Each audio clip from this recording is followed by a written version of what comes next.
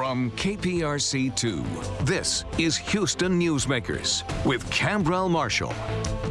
Good morning. Immigration, or our laws concerning immigration, continues to be a source of confusion about how much is being done, how much can be done, how much politics is getting in the way of the truth about our immigration challenges in this country. Well, we're going to try to clear up some of that this morning with my guest. Charles Foster is a partner at Foster U.S. and Global Immigration Services, whose expertise spans decades in immigration, including as a policy advisor for former President George W. Bush. Former Houston City Council member Gordon Quan is a managing partner and co-founder of the Quan Law Group. This also specializes in immigration issues. Good to see you both.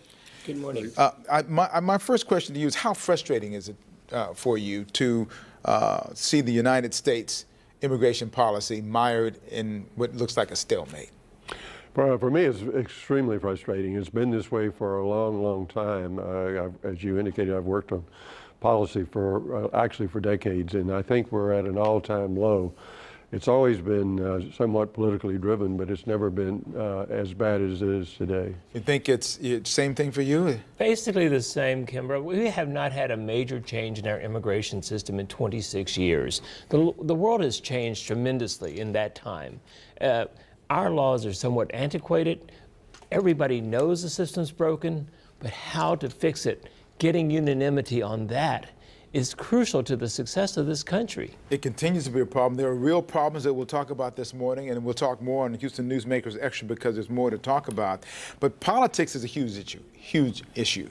For example, Governor Abbott this week, through an executive order, authorized the Texas National Guard and DPS to, what he says, apprehend illegal immigrants who illegally cross the border and then between ports of entry and return them to the border. And he wrote further, while President Biden refuses to do his job and enforce the immigration laws enacted by Congress, the state of Texas is once again stepping up and taking unprecedented action to protect Americans and secure our southern border.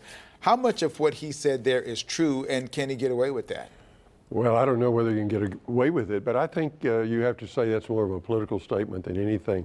First of all, the whole premise is false. It's false. When folks like that say that President Biden's not doing the job, the border's wide open, there's no truth to that at all. First of all, at any given day, we have 23,000 personnel on duty at the border, Border Patrol, CBP officials at the ports of entry. We're spending about $20 billion a year on our southern border and enforcement. Secondly, almost everything, for good or bad, that President Trump did in terms of enforcement is still in effect. The use of Title 42, even as of today, the Remain in Mexico policy.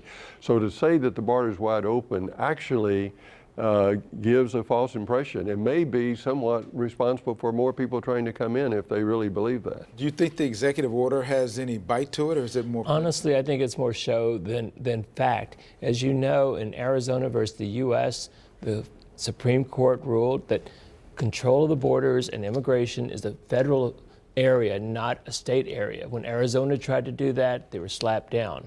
Now, as you see, he's going saying, we're not expelling these people, we're just taking them to the border. What happens at the border remains to be seen. So, I think he's getting pressure from the right, from Ken Cuccinelli, and some of these people are saying we're being under invasion, that he has to do something. Actually, Senator Cornyn and Senator Sinema had introduced a bill in April that would create 4 major checkpoints or centers where people could be processed. And that bill still is in the Senate now. So you mentioned something just a second ago. From time to time, as traffic toward the border increases, the rhetoric does as well. And the latest is about invasion. Right. Part of the executive order also dealt with some of that and saying that there was an invasion going on of immigrants. And he even referred to it as being something that's in the Constitution, and that the federal government has a responsibility to protect states against invasion. So obviously you think that that's probably not part of the... when people are surrendering themselves to the sovereignty of a nation, they're not invading the country. They're saying, hey, I want my civil rights, I want my laws under the asylum laws to be respected. So that's not an invasion. They're not trying to overtake the government. They're not trying to use force to overwhelm the government. That's what an invasion is. There's a concern from a lot of people along the southern border, though, about the numbers of people that they're seeing, which seem to have been increased. And so there's a bit of frustration there. What do you think is the answer to the immigration process stalemate right now? All right. First of all, the numbers are growing. They have come up. If you really want to track that, look at the U.S. economy. There's almost a direct relationship. As the U.S. economy grows and there's a demand for jobs, more people try to come in illegally.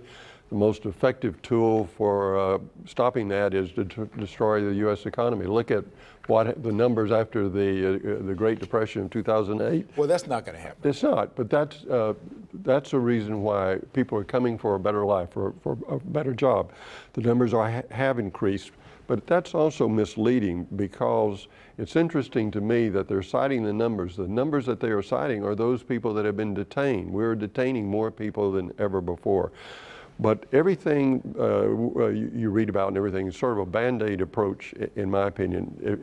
Long term, you've got to look at the conditions that push people out of the country. Why do people walk 1,000 miles? Why do they subject their children to that? Because they're desperate for a better life. How are we going to, why do we view this as a, quote, invasion, like a military invasion? Other countries in the world, just take Colombia, in terms of their neighbor, Venezuela, they've given work authorization to over a million individuals, and they're going to do so for another 800,000. They're treating that in humanitarian terms, while we treat numbers that are small, much smaller in relationship to our total population, as a political issue. So, political or not, how do we solve it? Well, I think there's a careful balance between humanitarian treatment of people and maintaining our sovereignty as a country. As I mentioned, I thought the Cornyn-Sinema bill was a pretty interesting bill that would set up these centers where there'd be judges who could quickly determine, are they really asylum applicants or are they just seeking economic benefits, and be able to return people. They want to hire another 150 judges and to let these people be getting their fair day in court. That's one way. But I agree with Charles. This is just one part of an overall picture of what's going on both in the world and what our needs are as a country. And we need to see comprehensive immigration reform at the end of the day. I know you both have some ideas about what that might look like. We're going to talk about that on Newsmakers Extra. Thank you for being here this morning. We'll continue our conversation on the Newsmakers page on clicktohouston.com. Go to that to continue our conversation.